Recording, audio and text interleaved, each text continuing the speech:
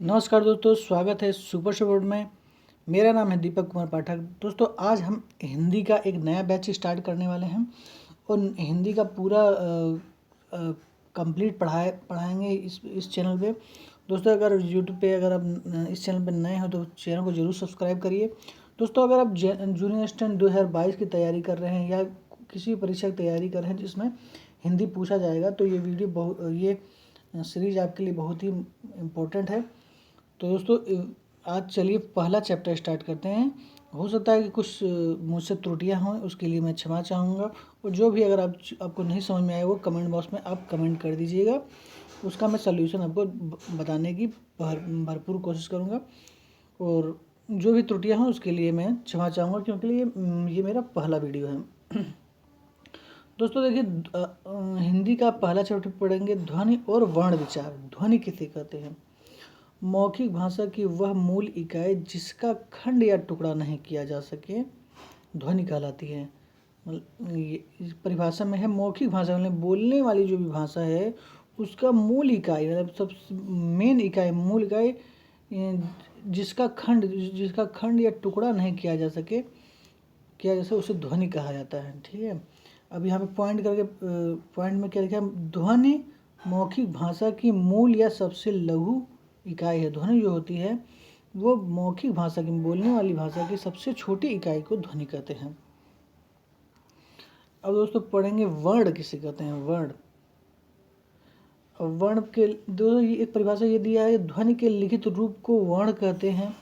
ये दोस्तों लगभग 80% सही है, लेकिन इसका सबसे अच्छा परिभाषा ये है, इस पर फोकस करेंगे। लिखित भाषा की वह मूल इकाई जिसका खंड या टुकड़ा नहीं किया जा सके उसे वर्ण कहते हैं। लिखित भाषा की वह मूल इकाई, ऐसी भाषा जो लिखित भाषा है उसकी जो मूल इकाई हो, सबसे छोटी इकाई है, वो सबसे छोटी इकाई जिसका खंड या टुकड़ा नहीं किया जा सके उसे वर्ण कहते हैं। यानी कि जैसे कि मान लीजिए क है या अ है, ये सबसे लिखित भाषा की सबसे छोटी इकाई या मूल इकाई है, छोटी। इसका टुकड़ा नहीं किया जाता, अ का टुकड़ा आप नहीं कर सकते हैं तो ये इसे, या क का आप टुकड़ा नहीं कर सकते हैं तो क एक ही बार में बोलते हैं। तो ये सबसे लघु या सबसे छोटी इकाई, इसका खंड या टुकड़ा नहीं किया जा सकते, इसे ही वर्ण कहते हैं। वर्ण सबसे छोटी लघु इकाई होती है लिखित भाषा की। अब पॉइंट करके लिखा है लिखित भाषा की मूल या सबसे लघु इकाई वर्ण होती है। यहाँ भी वही बात है कि लिखित भाषा की जो भी लिखित भाषा है उसकी जो सबसे लघु सबसे मूल इकाई वर्ण होती है। जैसे मान लीजिए कोई मैंने लिख दिया, मान लीजिए लिख दिया कनक लिख दिया है, तो ये तो एक शब्द हो गया आपका।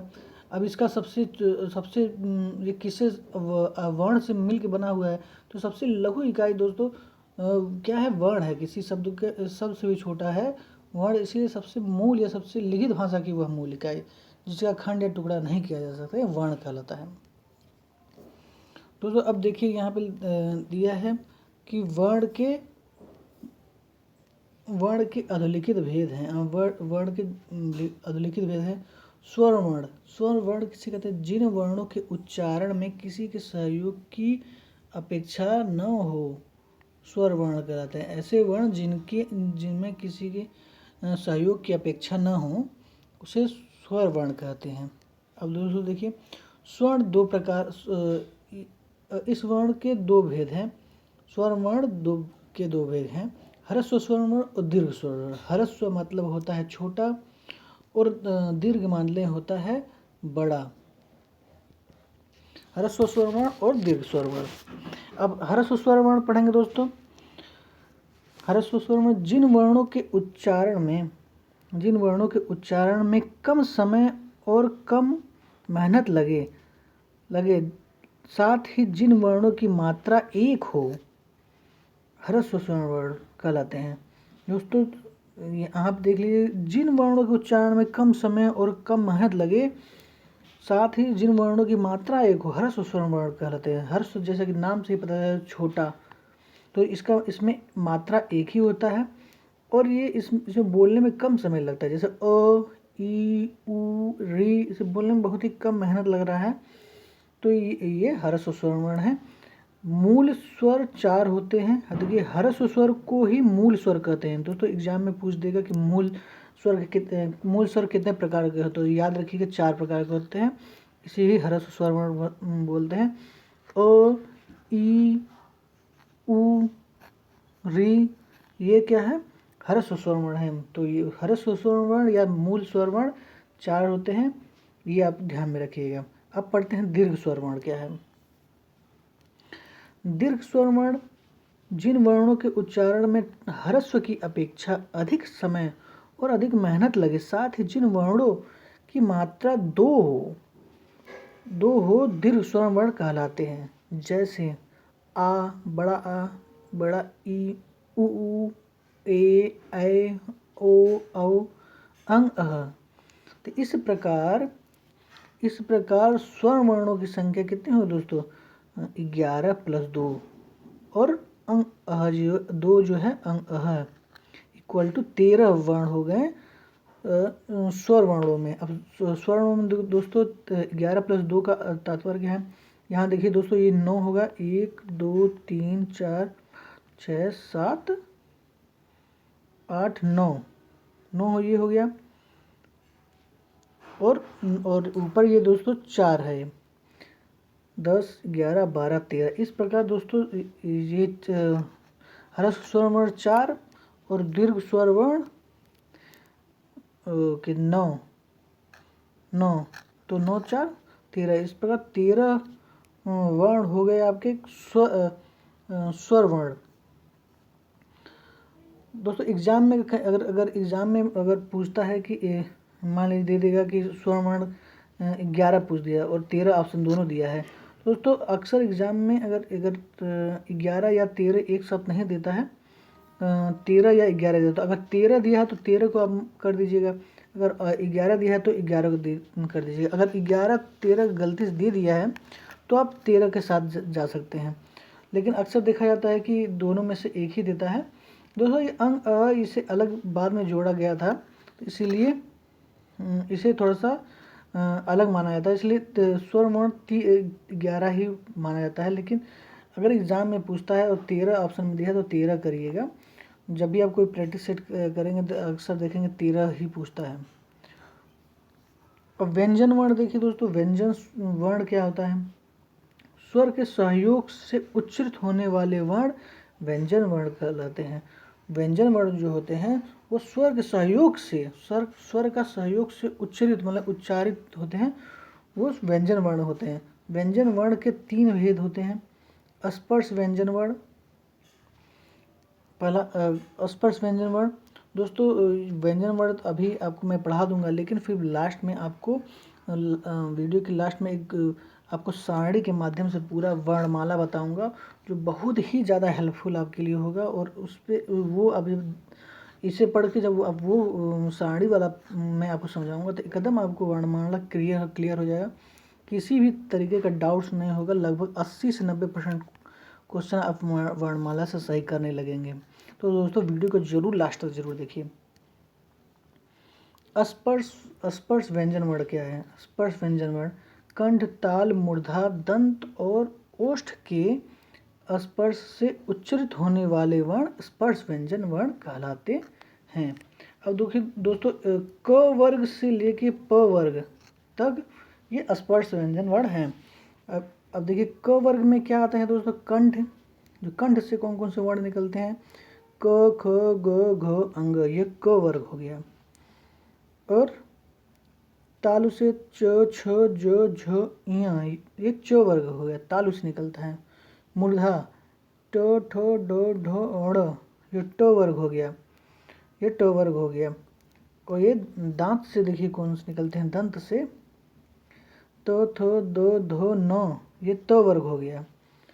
ओष्ठ प, फ, ब, भ, म, ये प वर्ग हो गया। ये इस प्रकार ये स्पर्श व्यंजन वर्ण हैं, ये स्पर्श व्यंजन वर्ण हैं आपके, स्पर्श व्यंजन वर्ण हैं, स्पर्श व्यंजन वर्ण हैं ये आपके।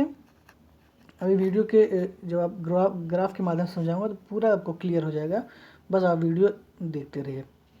अब अंतस्थ व्यंजन वर्ण किसे कहते हैं? अंतस्थ मतलब अंत माने अंत में, अंतः माने बीच में, स्थ माने स्थित, बीच में स्थित।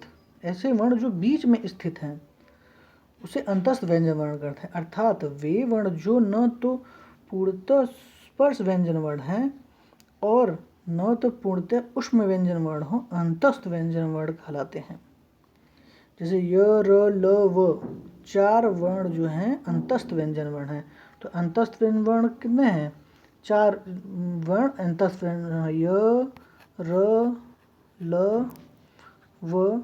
दोस्तों अब ये सब अंतस्थ व्यंजन वर्ण अगर एग्जाम पूछ देगा अंतस्थ व्यंजन वर्ण कितने प्रकार के हैं, कितने हैं, तो आप याद करिए 4 हैं, य, र, ल, व। इसे दोस्तों आप एक रिदम की तरह भी याद कर सकते हैं, अंतस्थ व्यंजन वर्ण य, र, ल, व है। तो एग्जाम में कभी कभी ये भी पूछ देता है कि ल कौन सा वर्ण है, तो सिम दे देगा स्पर्श व्यंजन वर्ण, अंतस्थ व्यंजन वर्ण। तो जब आप अपने नोट्स बनाएंगे तो उसमें जब ये आप पढ़े रहेंगे तो आप वहाँ तुरंत लगा देंगे, आपका क्वेश्चन सही हो जाएगा। दोस्तों वीडियो में आप स्क्रीनशॉट लेते रहें, या अगर आपको पीडीएफ चाहिए तो हमारे टेलीग्राम चैनल को जाकर ज्वाइन कर लीजिए। उसमें ये वीडियो डालते ही फिर मैं आपको पीडीएफ वहाँ प्रोवाइड करा दूँगा। आप डिस्क्रिप्शन में जाएंगे तो टेलीग्राम चैनल का लिंक आपको दे दिया जाएगा। अब पढ़ेंगे दोस्तों ऊष्म व्यंजन वर्ण कहते हैं। उष्म, जैसे उष्म का मतलब उष्मा, मतलब गर्म महसूस हो रहा है। तो यहाँ पे देख लीजिए, उच्चारण स्थानों की रगड़ या घर्षण से उच्चरित होने वाले वर्ण उष्म व्यंजन वर्ण कहलाते हैं। श, श, श, ह, ये जो 4 हैं ये उष्म व्यंजन वर्ण हैं। तो इसलिए याद कर लीजिए 4 वर्ण जो है उष्म व्यंजन वर्ण हैं। श, स, श, ह। यह स जो है ये तालव्य स इसे को बोलते हैं। ये वाले जो पेटफड़ुआ स है इसे मूर्धन्य स बोलते हैं। ये जो स है ये छोटा सा इसको बोलते हैं दंत स बोलते हैं, इसे दंत स बोलते हैं, और इसे ह बोलते हैं। ये उष्म व्यंजन वर्ण है।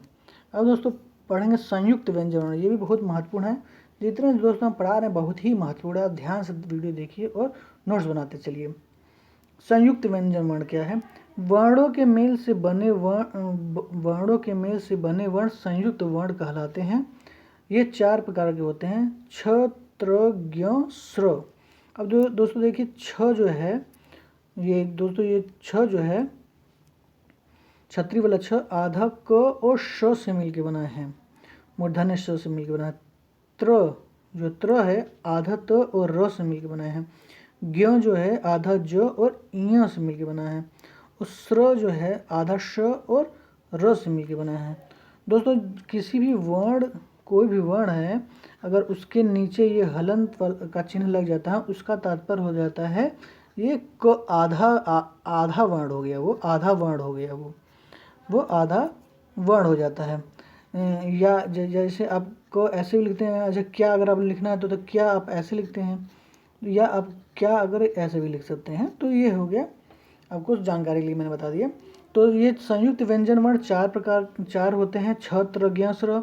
आप इसको एक रिदम की तरह भी याद कर सकते हैं, छत्र, ज्ञ, स्र, छत्र, ज्ञ, स्र। ये संयुक्त वर्ण है दोस्तों। बस छ अधिकतर पूछता है, क और श से मिलकर बना है, ये थोड़ा सा इसको पूछ देता है। और कभी कभी ये ज्ञ के पूछ देता है, जो और यहाँ से मिलकर बना है। त्र में आदमी थोड़ा सा सेंस लगा लेगा, आधा त और र से मिलकर त्र है। स्र जो है आधा श और र से मिलकर बना है, ये संयुक्त व्यंजन वर्ण है। छत्र, ज्ञ, स्र ये संयुक्त व्यंजन वर्ण है। तो दोस्तों अब क्लियर हो गया होगा संयुक्त व्यंजन वर्ण किससे कहते हैं। अब पढ़ेंगे दोस्तों प्लुप्त व्यंजन वर्ण किसे कहते हैं। प्लुप्त वर्ण जिन वर्णों के उच्चारण में 3 गुना समय लगे प्लुप्त वर्ण कहलाते हैं। जैसे ओम, जैसे ओम बोलते हैं तो अन्य जो वर्ण हैं उनसे 3 गुना समय लगता है, इसलिए इसे प्लुप्त वर्ण कहते हैं। ये प्लुप्त वर्ण ये संभवतः एक ही होता है, यही है, तो ये ध्यान में रखेंगे। ओम जो है प्लुप्त वर्ण है।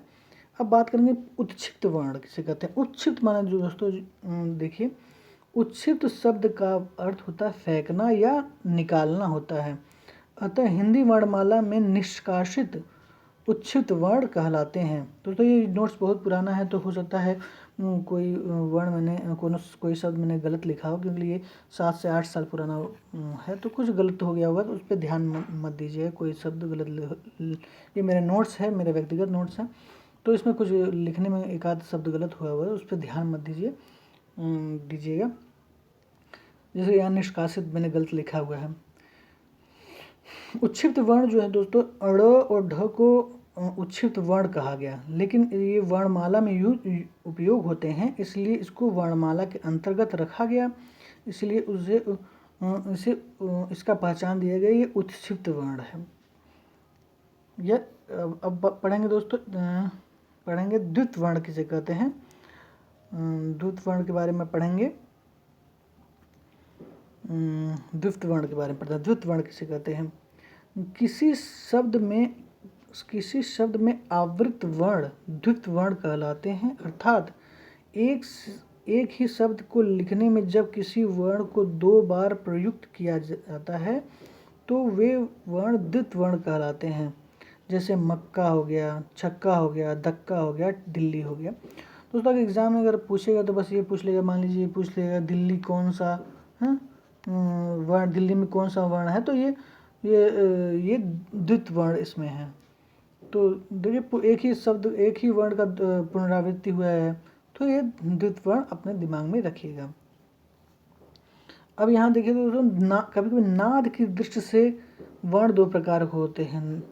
नाद की दृष्टि से भी वर्ण 2 प्रकार के होते हैं, अघोष वर्ण और सघोष वर्ण। अघोष वर्ण और सघोष वर्ण।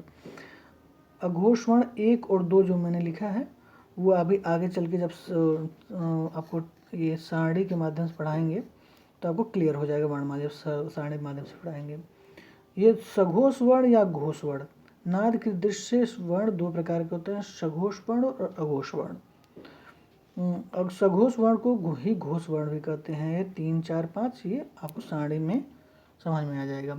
अघोष वर्ण किसे कहते हैं?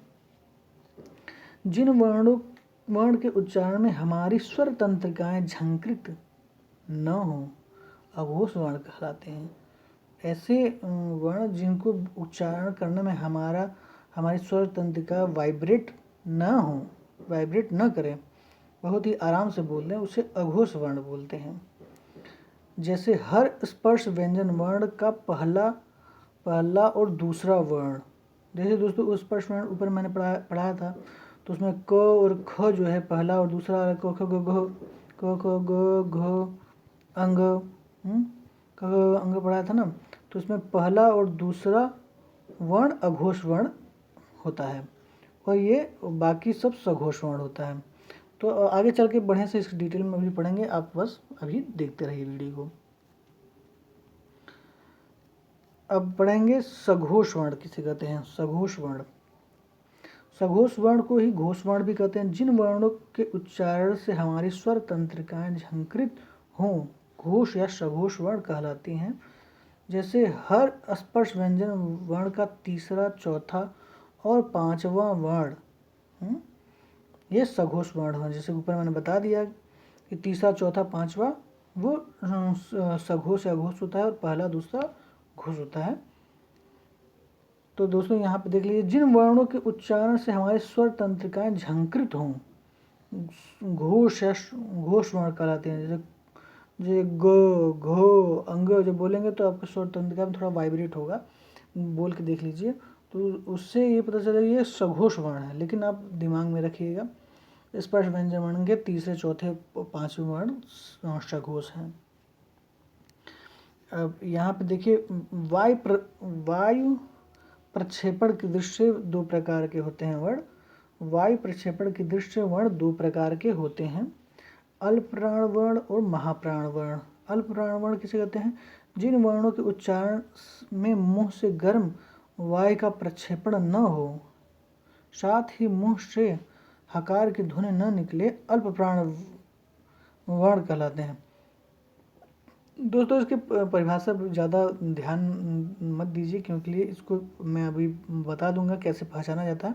अल्पप्राण महाप्राण से आप पहचान लेंगे कि कौन सा वर्ण अल्पप्राण है और कौन सा वर्ण महाप्राण है। जैसे इसमें दिया गया है, हर स्पर्श व्यंजन वर्ण का पहला, तीसरा और 5वां वर्ण अल्पप्राण वर्ण होता है।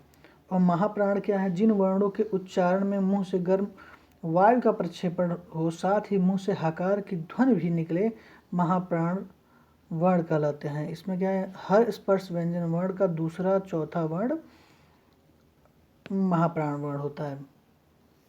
अभी सब आपको बढ़िया से क्लियर होगा जब मैं सारणी के माध्यम से समझाऊंगा। तो श्वास की दृष्टि से वर्ण दो प्रकार के होते हैं, अनुनासिक वर्ण और निरानुनासिक वर्ण।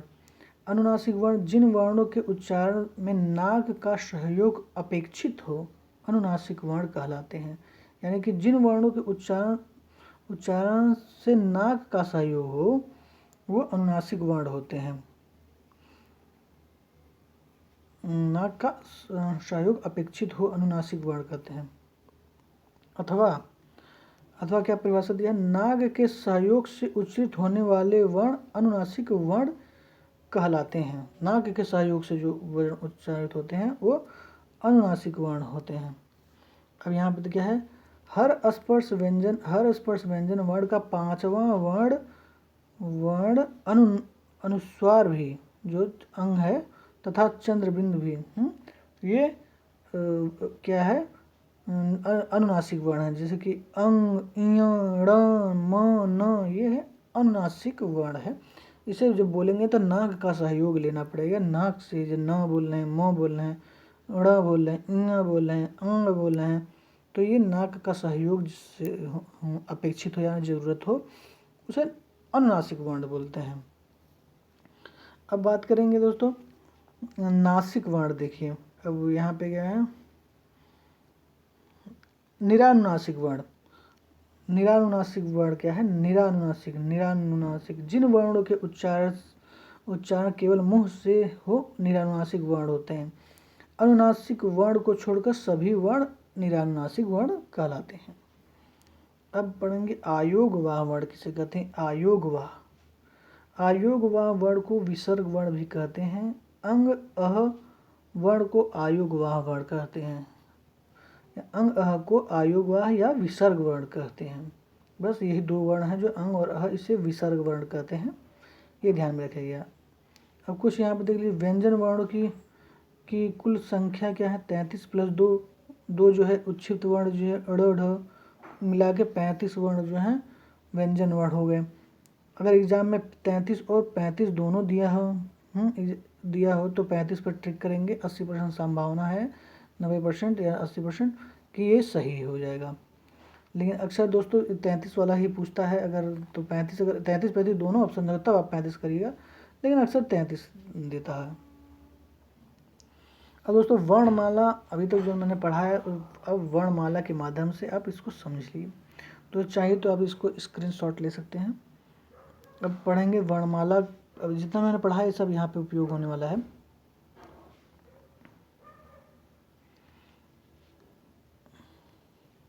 वर्णमाला देखिए दोस्तों क्या है?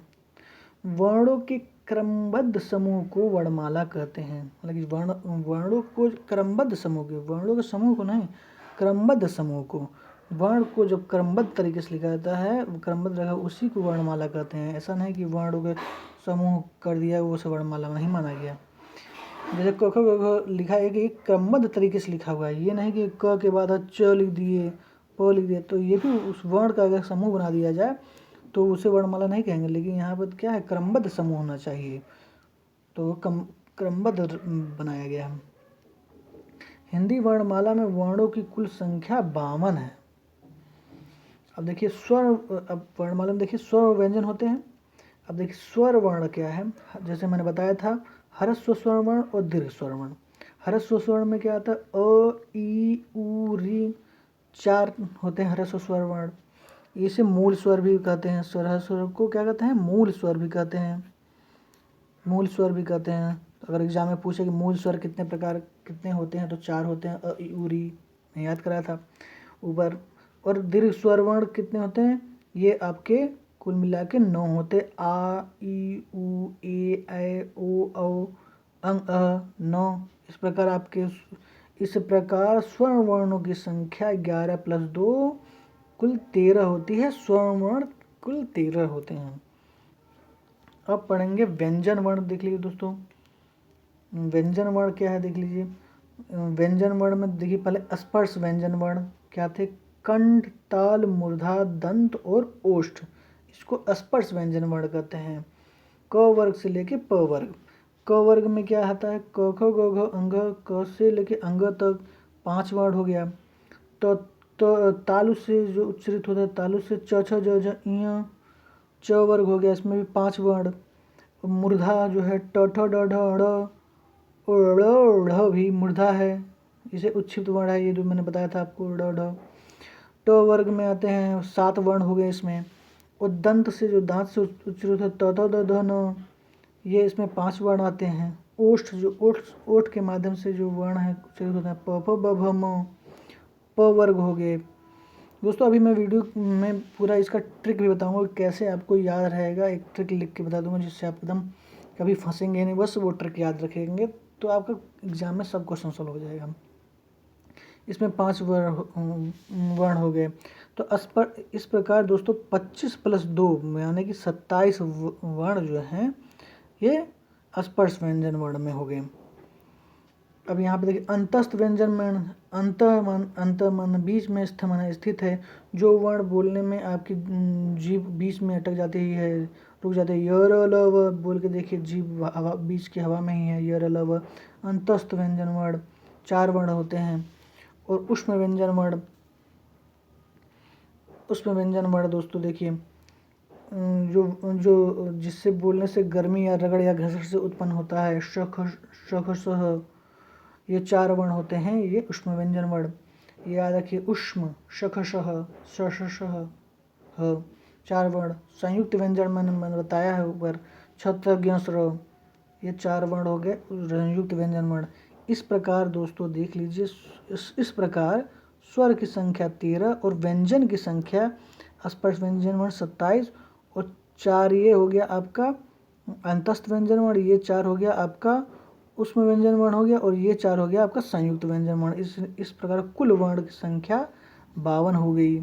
तो इसी प्रकार इसीलिए हिंदी में 52 वर्ण होते हैं। अब आपको क्लियर हो गया होगा कि हिंदी में क्यों 52 वर्ण होते हैं और कैसे कैसे होते हैं, पूरा क्लियर हो गया होगा। अब मन करे तो आपको ये स्क्रीनशॉट ले लीजिए, आपको नोट कर लीजिए, आप बढ़िया से ऐसे बना लीजिएगा। ये मेरा नोट्स बनाया हुआ है, उसे ज़रूर इसे आप स्क्रीनशॉट करके अपने नोट्स में भी ऐसे ही बना सकते हैं। अब दोस्तों देखिए थोड़ा ग्राफ के माध्यम से समझेंगे जिससे आपको पूरा स्पष्ट और क्लियर होने वाला है। थोड़ा सा मैं एक आध ट्रिक भी आपको बता देता हूँ।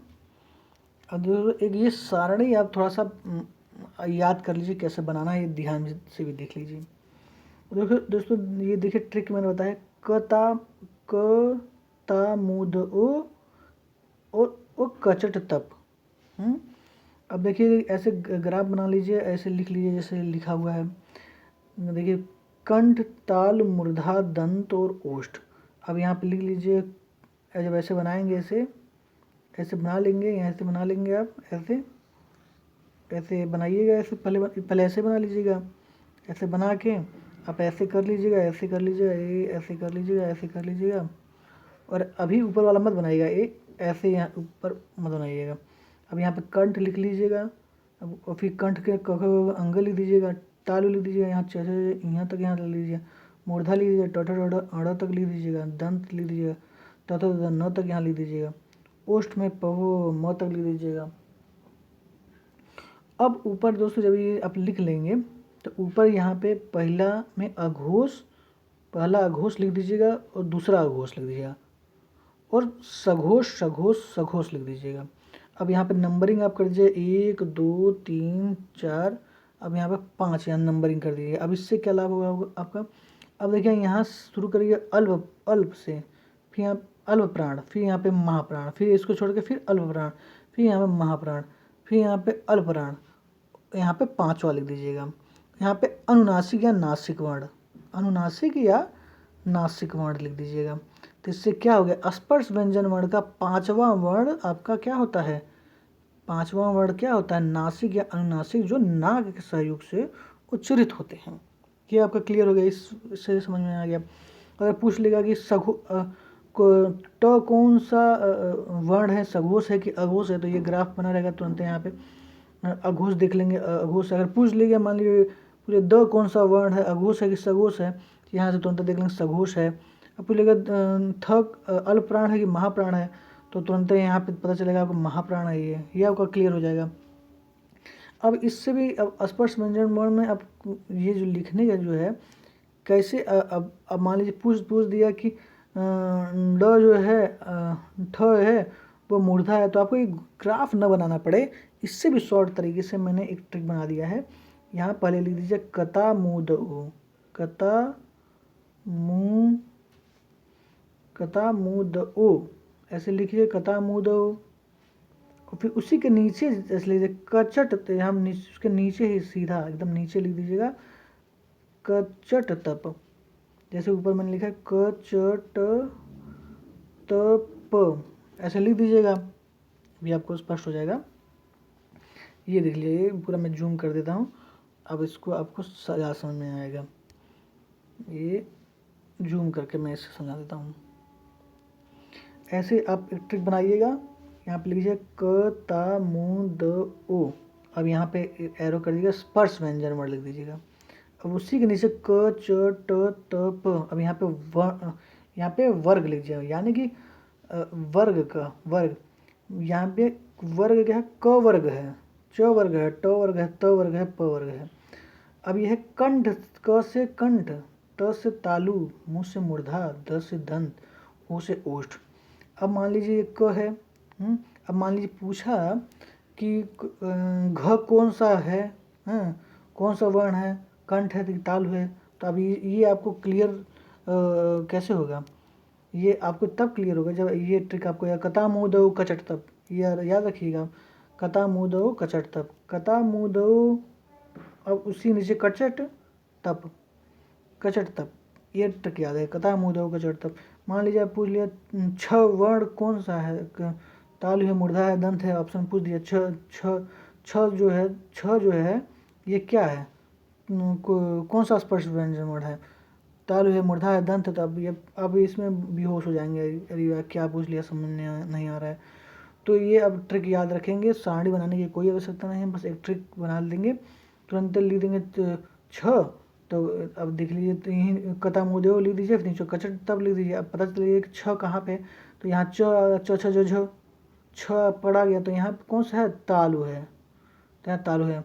मान लीजिए ट ठ ड ठ मान लीजिए पूछ लिया ऐसे कि ठ कौन सा स्पर्श व्यंजन वर्ण है, तो अब ऐसे ही बना लीजिए, कता मुँह दो कचट तब लिख दीजिए, फिर उसके नीचे कचट तब लिख देंगे, तब जब ट ठ ड लिखेंगे तो समझ ट कहाँ था, ट ठ ड, तो यहाँ ठ पकड़ा जाएगा, जब ठ पकड़ा जाएगा तो इसी ऊपर देख लीजिए ये मूर्धा में आता है। तो इसी प्रकार आप पकड़ लेंगे कि कौन सा वर्ण कहाँ का है, किस वर्ग से है। तो ये ट्रिक आपको ज़रूर याद होना चाहिए, कता मुँह दो कचट तप। दोस्तों ये समझ रहे हैं नहीं, अगर आप समझ नहीं रहे तो कमेंट बॉक्स में ज़रूर सब बताइएगा, मैं उसको और बढ़िया समझा दूंगा। मुझे जैसे लगता है कि आप समझ गए होंगे, और अगर ज़्यादा फिर भी अगर आप कंफ्यूज हो रहे हैं, आपके पास समय हो, तो ये आप सारणी एकदम याद रखे रहिएगा, सारणी एकदम ब्रह्मास्त्र है आपको, ये सारणी ब्रह्मास्त्र है ये समझने के लिए। कई क्वेश्चन आपके इससे सॉल्व हो जाएंगे, सारणी अगर आपको याद हो जाएगा। दोस्तों ये थोड़ा सा और देख लीजिए, ये भी बनाए हैं दोस्तों, जिसे मैं पढ़ा रहा हूँ, हो सकता है उसमें से 80% कुछ ऐसे क्वेश्चन हैं जो मेरे पढ़ाए हुए नहीं मिलेंगे, तो आप कई बुक की भी हेल्प ले सकते हैं, लेकिन ये आपको 80% तक आपका सहयोग करेगा। अगर मान लीजिए 20% नहीं कर रहा, तो आप किसी अन्य बुक से या किसी अन्य यूट्यूब चैनल के माध्यम से भी आप क्लियर कर सकते हैं, लेकिन जितना ये है उसमें आपको बहुत ज़्यादा क्लियर हो जाएगा। अब अगर आप और भी क्लियर करें तो आदित्य पब्लिकेशन की बुक ले लीजिएगा, उसमें और भी बढ़िया थोड़ा सा दे दिया है, और भी अन्य बुक ले सकते हैं। दोस्तों यहाँ पर देखिए अंतस्थ व्यंजन वर्ण कभी कभी पूछता है। देखिए ये अंतस्थ व्यंजन वर्ण में बता, अंत मन बीच में, स्थ मन स्थित, य र ल व, यहाँ लिख लीजिएगा अंतस्थ व्यंजन वर्ण जो है यहाँ पे ऐसे बना लीजिएगा, यहाँ पे सघोष सघोष सघोष सघोष, यहाँ पे अंतस्थ व्यंजन वर्ण के सभी वर्ण सघोष हैं, ये आप ध्यान में रखिएगा। और अल्पप्राण है, अल्पप्राण है, अल्पप्राण अल्पप्राण, याद रखिएगा। ये नोट्स में जब बनाएंगे, जब एग्जाम देने जाने से एक दिन पहले बस आप देख लेंगे तो आपको क्लियर हो जाएगा। ये तालव्य से होता है, वर्तस्य से, वर्तस्य दंतोष्ठ से होता है उच्चरित। उच्चारण स्थान यहाँ देखा है तालु, उच्चारण स्थान दंतमूल, उच्चारण स्थान दंतमूल, उच्चारण स्थान निचले होठों और ऊपर के दांत से। ये दोस्तों बहुत ज़्यादा ये सब नहीं पूछेगा, अगर आप पूछ सकता है तो ये और लोवर जो पूछेगा सघोष है क्या घोष, तो ये याद रखिएगा। अंतस्थ व्यंजन वर्ण के सभी वर्ण सघोष हैं और अंतस्थ व्यंजन वर्ण के सभी वर्ण अल्पवर्ण हैं। अब देखिए दोस्तों स्पर्श व्यंजन वर्ण के बारे में थोड़ा देख लीजिए। हाँ, उसमें व्यंजन वर्ण के बारे में देख लीजिए। उसमें व्यंजन में श ह मैंने बताया है। उसमें व्यंजन वर्ण 4 प्रकार के होते हैं, श ह। तो इसमें दोस्तों सब अघोष वर्ण हैं, सब अघोष हैं, बस ह जो है ये सघोष वर्ण है। और ये तालव्य जो है ये जो यहाँ श जो है ये तालव्य है और ये वाला श मूर्धन्य है, ये है वर्तस्य या दंतस्थ कहते हैं इसे। और ह जो है स्वर यंत्री है। उच्चारण स्थान क्या है श का? तालु है। ये वाले श का उच्चारण स्थान तालु एवं का मूर्धा भाग, इसका उच्चारण स्थान दंत मूल है, इसका उच्चारण स्थान स्वर यंत्र है। दोस्तों ये अब इसको भी ध्यान में रखिएगा।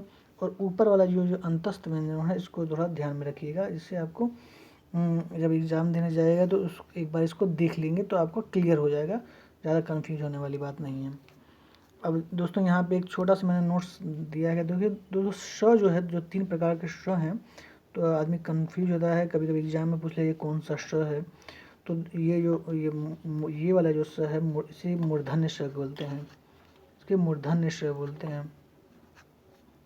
और ये वाला जो स है इसको दंत स बोलते हैं, इसे दंत स बोलते हैं। और ये वाला जो श है इसे तालव्य श बोलते हैं। कौन सा बोलते हैं?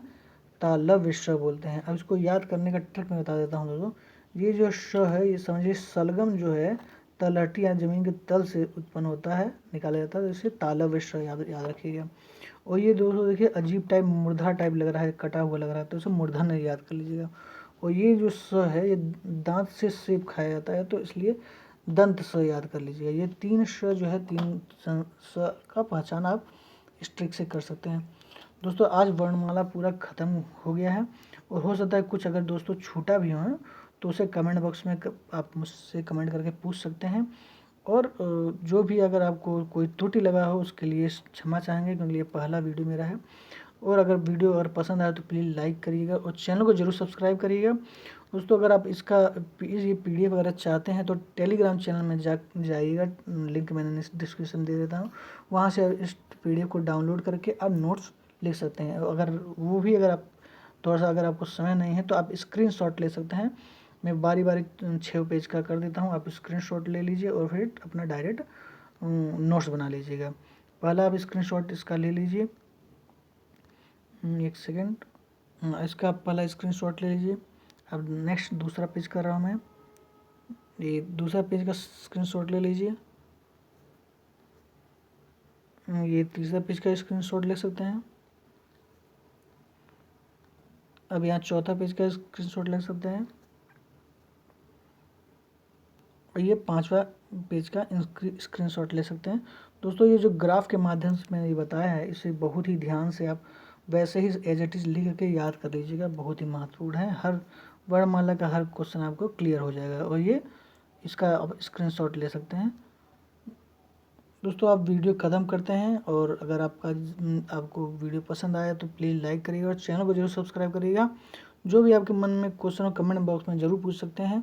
और वीडियो कैसा लगे, अगर आपको अच्छा पॉजिटिव वे में अगर फीडबैक आता है तो मुझे और कॉन्फिडेंस मेरा बढ़ेगा और मैं आगे भी चैप्टर जारी रखूँगा। थैंक यू, धन्यवाद, वंदे मातरम।